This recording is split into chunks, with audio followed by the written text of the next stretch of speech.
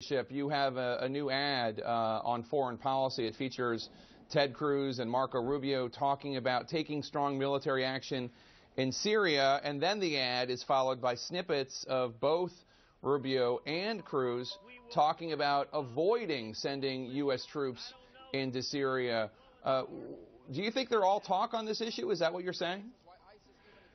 I am saying that because when they had a chance to support a more engaged America in Syria that could have saved lives and could have created a circumstance far different than a caliphate the size of Indiana that exists and is strengthened each and every day, they decided no, because at the time the Republican voters were opposed to it. And then we had the change. Then we had the Paris attacks, the San Bernardino attacks. Now everybody's talking tough. And that's not the sign of leadership. That is truly not the sign of leadership. You need to think these things through, and if it's not popular, persuade people towards your cause.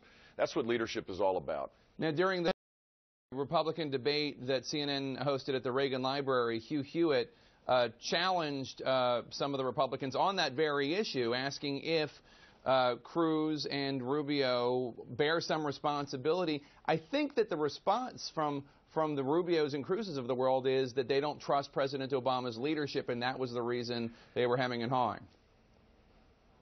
Well, Ted Cruz said he didn't want to have America be the Air Force for ISIS. And Marco Rubio, as that clip just pointed out, said something totally different.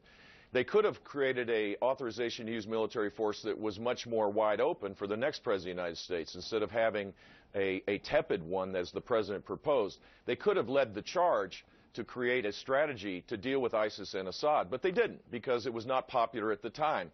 And then conditions change, and that's the problem with chasing popularity, because it changes. Conditions change. We had an attack on our country, and all of a sudden now people are demanding a stronger national security status. We should have been supportive of that before.